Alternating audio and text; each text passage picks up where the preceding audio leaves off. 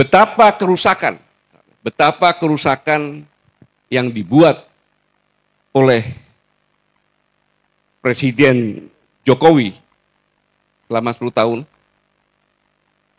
Yang pertanyaan saya dari semua yang paparkan, kira-kira jawab pertanyaan saya. 100 tahun bisa nggak kembali sempurna seperti lagu tadi? Bisa nggak 100 tahun menjadi seperti lagu yang tadi? Sengaja saya lakukan tadi itu menjelaskan. Bisa nggak? Siapa yang tanya, siapa yang bisa angkat tangan?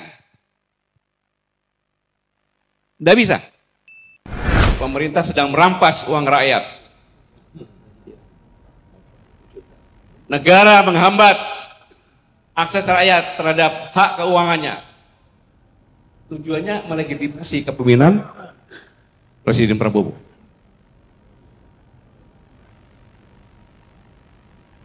Kemudian April, sengaja bulan April nggak ada. Kenapa? April Mop. Sengaja dibuat nggak ada itu. Inilah desain. Nggak ada. Langsung ke bulan Juni,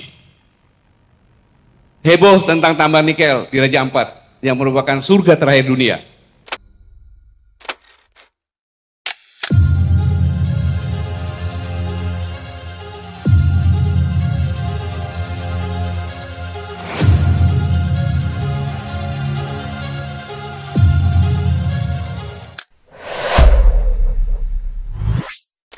Kami ini setiap saat disoroti dan penjara menunggu.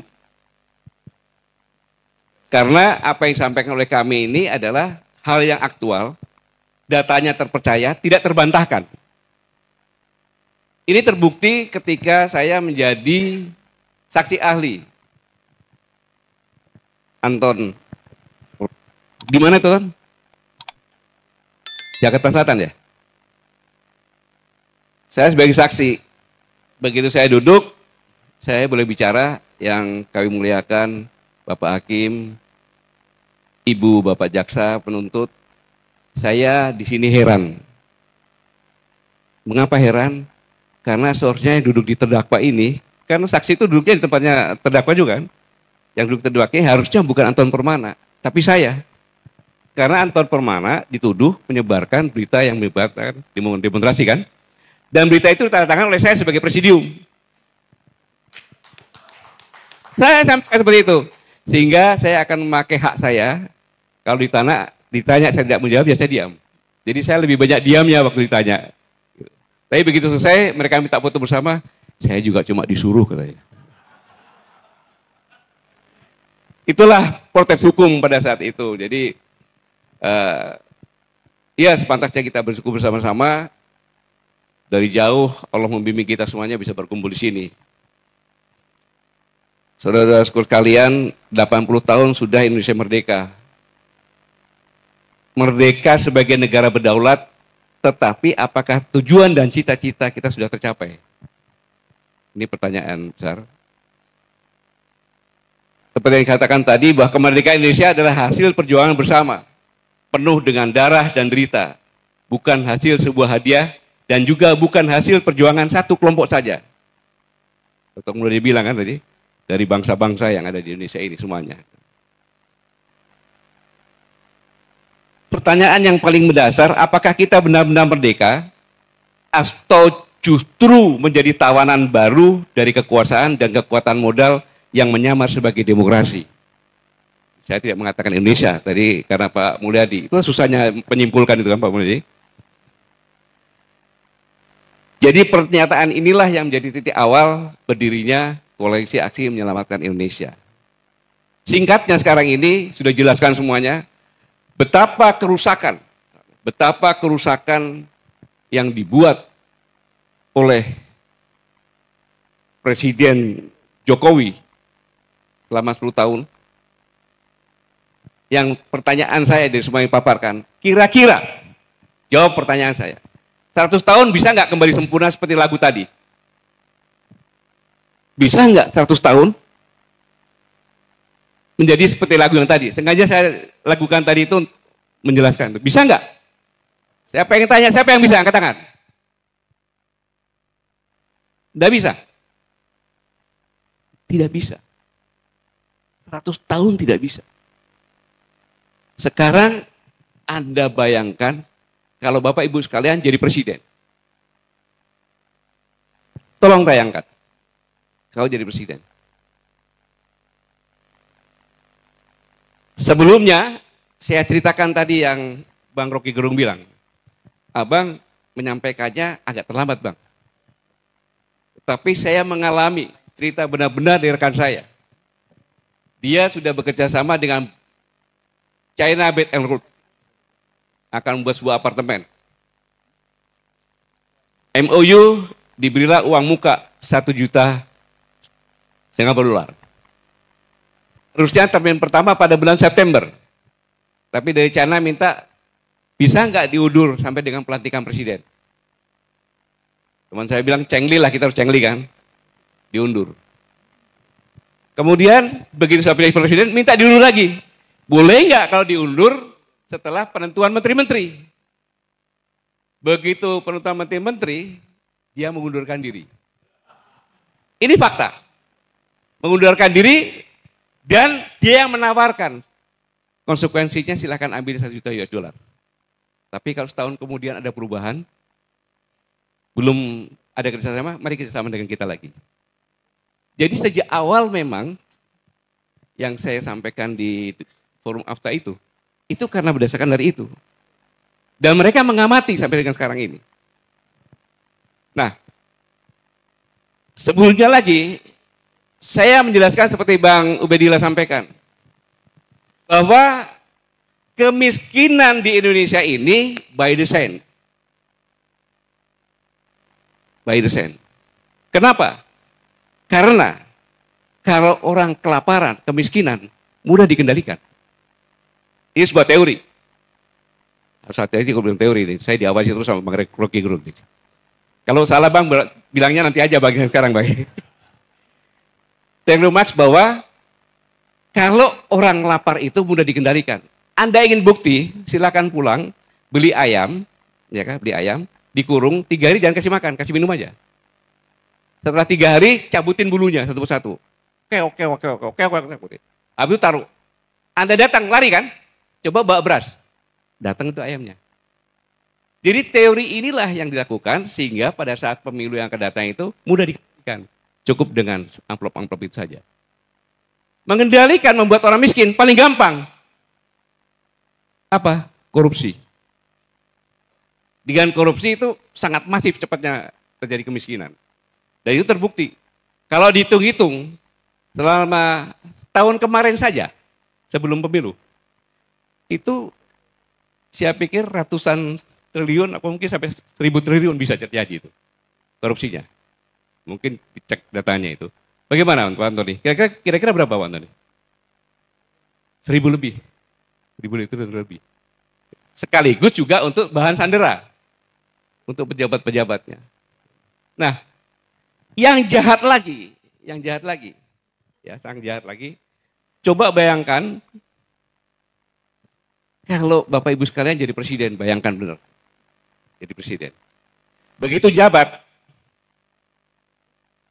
bulan Januari, Menteri Keuangan Bu Sri Mulyani memastikan kenaikan PPN 12% sesuai dengan ketentuan undang-undang yang berlaku pada bulan Januari 2025. Jadi pada saat Presiden jabat, bulan Januari PPN 12% diberlakukan.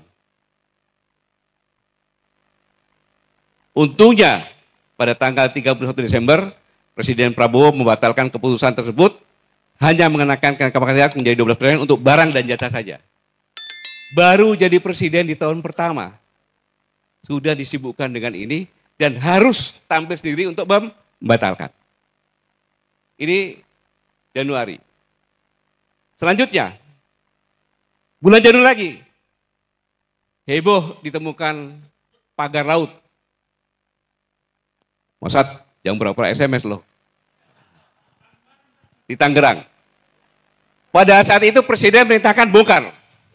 Tetapi Menteri KKP bilang jangan dibongkar, melarang. Karena untuk barang bukti, insubordinasi dari menterinya. Belum 1 bulan di bulan Januari sudah terjadi seperti ini. 2.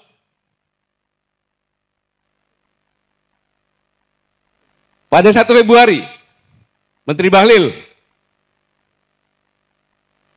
tentang gas melon, pakai antri-antri, kemudian ada yang sampai meninggal. Baru 2 bulan ada 3 perkara nih. Dan kebijakan Bahlil dibatalkan oleh Presiden. Yang keberapa itu? 3 ya? Masih bulan Februari lagi. Heboh. Bensin oplosan. Ini kalau terlambat diketahui, mesin-mesin motor masyarakat kecil itu rusak. Akhirnya berbondong-bondong isi bahan bakar di Shell. Sebelum saya lanjutkan, saya menduga ini adalah sabotase struktural. Disabotase yang dilakukan oleh struktural pemerintahan sendiri. Saya menduga itu. Boleh saya menduga seperti itu. Kalau itu panggil saya sebagai yang menyampaikan ini. Sabotase struktural yang dilakukan oleh pemerintah kepada Presiden. Hasilnya nanti saya kasih lihat hasilnya. Sampai Kejaksaan Agung menangkap beberapa dari Pertamina. Februari sudah, sekarang bulan Maret. Menpan RB mengumumkan penundaan pengangkatan calon pegawai negeri sipil dan PPK. Jadi ribut.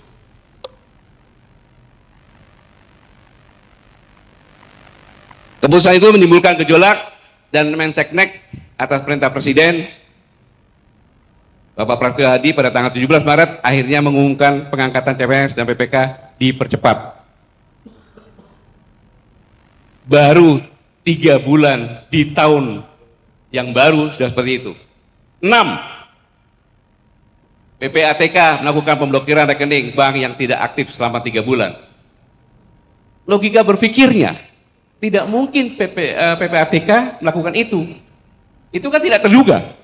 Karena PPATK adalah intelijen untuk keuangan. Dia tidak punya hak, hanya melaporkan. Harusnya sudah dipenjara ini orang ini. Presiden turun tangan lagi. 122 juta rekening diblokir. Heboh. Kalau seandainya tidak diatasi, bayangkan seandainya 122 juta ini antri di bank dan narik rekeningnya. Jatuh nggak Presiden? Jatuh Presiden. Ada contohnya negara seperti itu. Kemudian sudah diperintahkan untuk dibatalkan. Sudah batal? Belum. Pembangkangan lagi yang kedua. Kenapa? Bank harus orang sendiri yang membuka. Timbullah maki-makian, Presiden goblok, Presiden bajingan, Presiden kurang ajar dari luar negeri. Karena TKW mau berangkat dia buka rekening sini.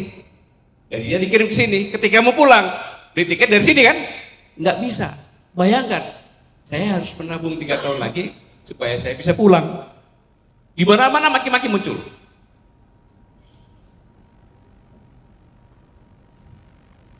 Itu kelakuan PPATK. Selanjutnya, muncul pemerintah sedang merampas uang rakyat. Negara menghambat akses rakyat terhadap hak keuangannya. Tujuannya melegitimasi kepemimpinan Presiden Prabowo.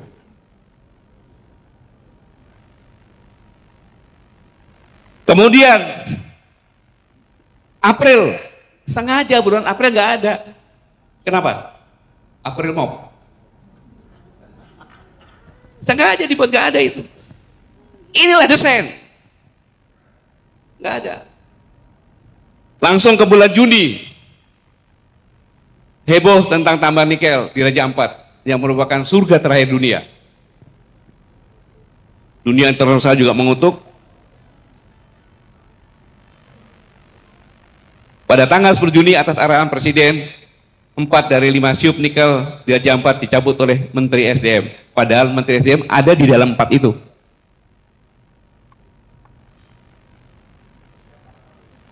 Ya.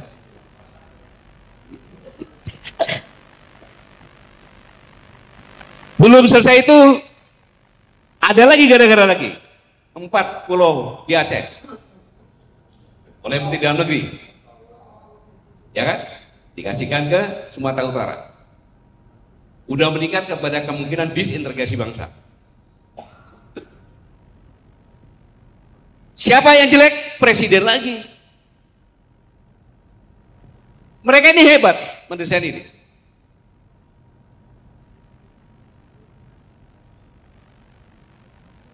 Selanjutnya bulan Juli, seorang pejabat di Komdiki mengeluarkan wacana Beakol dibatasi hanya untuk mereka yang membeli paket internet premium. Tapi habis itu sampai sekarang belum ada kejelasannya. Ini kan menimbulkan kemarahan-kemarahan masyarakat bertubi-tubi. Bertubi-tubi. Kepada siapa? Ya Presiden, karena pemerintah. Akhir Juli, amplop pernikahan dipajaki. Dirjen Pajak, habis itu menganulir, saya tidak melakukan itu. Bayangkan kalau Anda jadi Presiden, bagaimana itu? Bisa berkonsentrasi. Kemudian, akhir Juli, tanah nganggur selama 2 tahun, disita negara. Pada akhir Juli, media sosial dihebohkan dengan kabar tanah nganggur tersebut. Heboh di mana-mana. Belum rekening selesai, tambahin lagi tanah nganggur.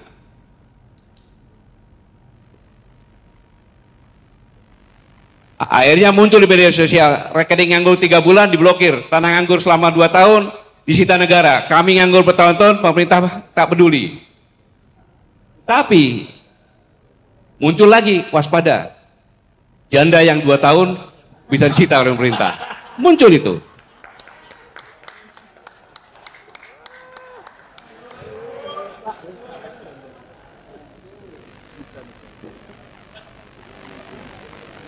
Habis itu menterinya menanggapi semuanya, memangnya mbahmu bisa bikin tanah? Menterinya seperti itu. Seorang menteri bicara seperti itu. Bukannya mendinginkan, tapi seperti itu. Untung belum ada pati itu. Dan akhirnya minta maaf. Keributan demi keributan itu masih terus berlanjut. Karena bulan Juli itu harus puncaknya sampai Agustus. Maka bulan Juli ada lagi. Ketika Presiden memberikan abolisi dan amnesti untuk Thomas Lembong dan Hasto, keputusan Presiden diserang. Saya tahu yang menyerang itu adalah gabungan YouTuber Nusantara. Akhirnya majulkan Prabowo. Itu tujuan mereka memang. Bahkan saya yakin Bapak Ibu sini mungkin setengahnya lebih sudah membenci sama Prabowo. Iya kan? Saya bicara tenang. Kenapa? Kami itu adalah organisasi yang mandiri dari orang-orang intelektual yang sudah final, maka kami tidak mencari posisi. Saya ulangi, kami tidak mencari posisi, tapi kami mencari kontribusi apa yang bisa diberikan kepada negara ini agar selamat. Jadi jangan dibilang saya orangnya Prabowo, bukan. Ketika pemilu kemarin, saya tidak. Bahkan dari diskusi apakah kami kita bubarkan karena sudah memasukkan politik praktis, jangan. Itulah hebatnya kami. Lebih baik kami nonaktif sementara memilih. Ya silakan. Ya tinggal 10 sampai 11 orang saja kalau kita diskusi. Orang bilang Barangkali Sakti biar saja. Sampai sekarang ada nggak anggota kami yang masuk pada posisi dari kami? Nggak ada kan? Karena kami bukan mencari posisi. Tidak. Tapi kontribusi apa yang bisa diberikan untuk negara? Kemudian 8 Agustus 2025 Menteri Keuangan lempar wacana rakyat untuk ikut urunan dan partisipasi untuk gaji dosen. Di kampusnya Pak Saganda itu udah ngomongnya itu. Kan sama aja menurunkan bahwa dosen-dosen itu adalah orang yang tidak perlu dihargai. Ini jangan sembarangan nih, kata-kata ini sangat luar biasa ini. Nah, kemudian puncaknya tanggal 13 Agustus 2025. Ibu besar di Pati menolak kenaikan PBB sebesar 250. Terjadi keributan. Ya ada kesalahan kepemimpinan, ya. Tapi inilah yang saya katakan bom waktu yang didesain dengan cara cerdas. Saya ulangi, bom waktu yang didesain secara cerdas untuk mempercepat penurunan Prabowo digulingkan. Sudah nggak tahan supaya anaknya naik. Boleh saya bilang seperti itu. Memang benar seperti itu ada ide intinya. Karena apa? Sepanjang 10 tahun dana transfer ke daerah, tolong grafiknya. Selama 10 tahun dana transfer ke daerah baru sekarang ini lebih kecil dari 10 tahun yang lalu. Kurang lebih sekitar 25%. Kurang lebih. Dipotong. 20. Ya? 20. 20 apa? 20%. 24, sekian, Bang. Iya. 24, sekian. Kalau akan apa dibagi-bagi aja kan? Ini kita di kami biasa, justru seperti biasa. Kan itu aja 650 per 864 dikalikan 1% saja kan itu. Kira-kira di atas 20 lah, Bang. Ya kita ambil jalan tengah, ya Bang. Ya. Ya, jadi ini biasa nih. Jadi, nah, ini padahal di daerah-daerah dana transfer daerah dan lain sebagainya itu 30% rata-rata ya 30% untuk belanja pegawai. Nah, ketika itu dipotong, bingung bupati. Ada yang bupati nggak bisa bayar gaji kan? Maka dinaikkan lagi. Tujuannya apa? Agar terjadi seperti parti di mana-mana, sehingga ngepung ke Jakarta. Dan parti itu adalah sebagai latihan. Kalau kamu digini loh, berani aja. Polisi juga bisa kita usir dan sebagainya. Ini sangat berbahaya. Lalu pertanyaannya, apakah kita akan diam seperti ini? Apakah kita ikut bagian dari sabotase struktural untuk ikut menjatuhkan Prabowo Subianto? Pergantian pemerintah setiap saat bukan menambah kesejahteraan, tapi melakukan kebangkrutan. Kenapa? Ada satu hal lagi, tolong didiskusikan dalam ekonomi. Saya bertanya, pertanian di Amerika dengan benua yang banyak datang, dengan teknologi pertanian, dengan bibit yang berkualitas, kira-kira lebih bagus di Amerika atau di Indonesia? Lebih efisien di Amerika atau di Indonesia? Logika berpikirnya kan di Amerika kan? Maka di Amerika kira-kira lebih murah nggak dari Indonesia? Lebih murah. Begitu 0%, Bung, lebih murah 20% aja. Habis di sini masuk. Mulai dari gandum, jagung, kalau perlu padi. Akhirnya petani bukannya tidak mau, ya rugi dia. Inilah sangat-sangat berbahaya. Karena begitu ini terjadi, tidak ada pertanyaan lagi, begitu di stop, mati kita semua. Ini juga proses dari penguasaan wilayah dengan cara shock. Kita bicara Cina.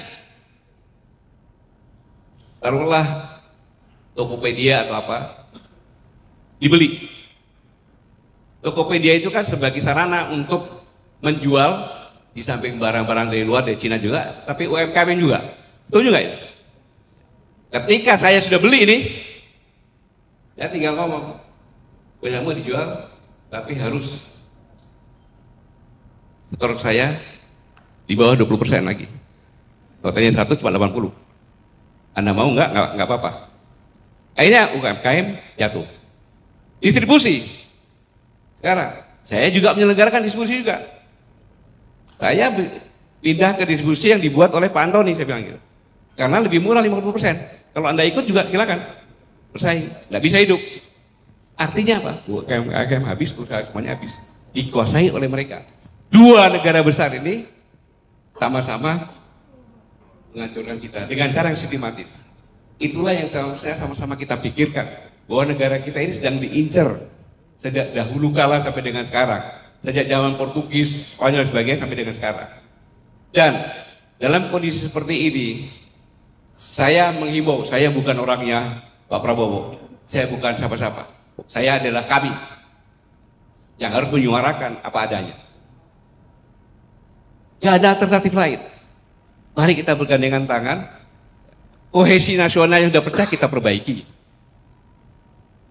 Hukum yang tajam ke atas, terbalik, tajam ke bawah, tumbul ke atas, kita perbaiki. Tata krama budaya yang hilang, perbaiki.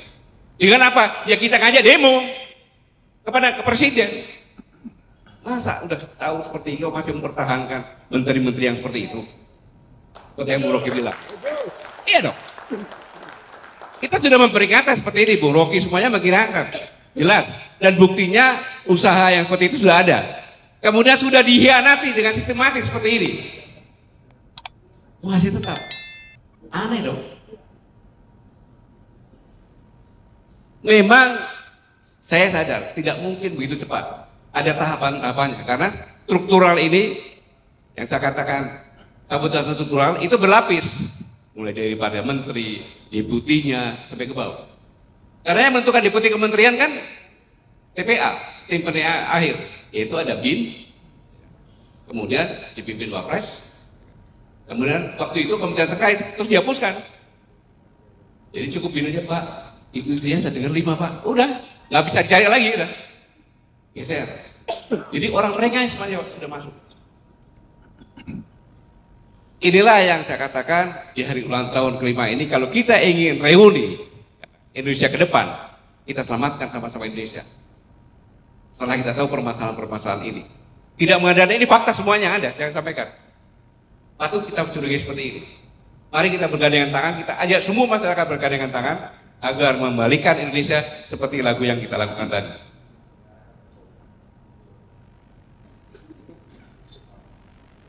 Ya, itu cara yang paling efektif. Tapi caranya adalah bukan cara seperti yang tadi, bukan cara lewat konstitusi. Ya. Cara tekanan-tekanan psikologis tadi ya kan, pelajaran dari Pati dan sebagainya, untuk lakukan itu akan lebih efisien.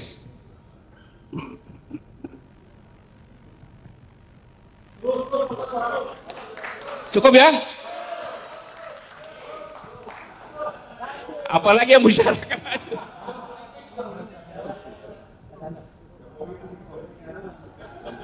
Oke, udah sebutkan tadi semuanya ya. Jadi saudaraku sekalian, saya hanya nyampaikan dirgahayu Koalisi Aksi Menyelamatkan Indonesia.